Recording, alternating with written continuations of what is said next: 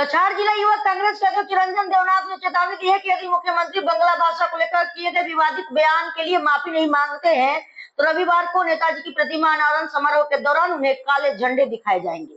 नेताजी सुभाष चंद्र बसु मूर्ति उन्मोचन करবে রাঙ্গাখাড়িতে এবং NIT চৌরঙ্গিতে bypass চৌরঙ্গিতে মঙ্গল পাণ্ডে মূর্তি উন্মোচন করার জন্য আসছে।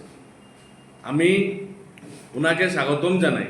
প্রথমতে যে নেতাজি সুভাষ চন্দ্র বসুর মূর্তি উন্মোচন করবে তৎসঙ্গে একটা প্রশ্ন ওনাকে আমি করতে চাই যে কিছুদিন পর পর দেখি আসামের মুখ্যমন্ত্রী গুয়াহাটিতে বসে বাঙালি ভাষার উপর কুরুচিকর মন্তব্য করে।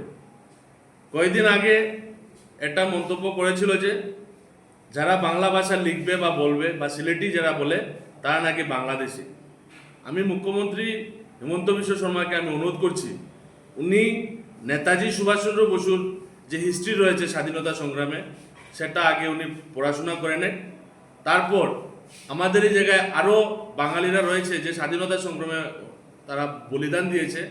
ওনাদের মধ্যে রয়েছে আমাদের ক্ষুদিরাম বসু, এরপরে আমাদের ভাষা শহীদের যে 11 জন আমরা শহীদ হয়েছে।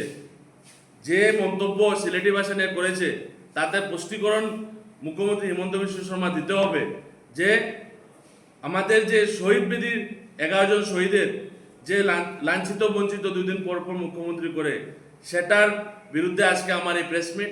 আমাদের দাবি যুব কংগ্রেসের যে উনি বরাক উপত্যকার মাটিতে পা রাখার আগে উনি যে স্টেটমেন্ট দিয়েছে বাঙালি বিরোধী যে স্টেটমেন্ট দিয়েছে যে আমরা বাংলাদেশি যারা সিলেটি কথা বলে সেটার ওনাকে মাফি মাংতে হবে।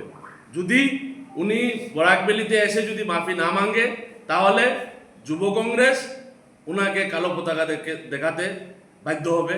উনি প্রস্তুত থাকুক, যদি উনি নেতাজি সুভাষচন্দ্র বসুর মূর্তি উন্মোচন করার আগে যদি উনি বাংলা ভাষা নিয়ে যে কুরুচিকর মন্তব্য করেছে সেটা নিয়ে যদি মাফি না মাঙ্গে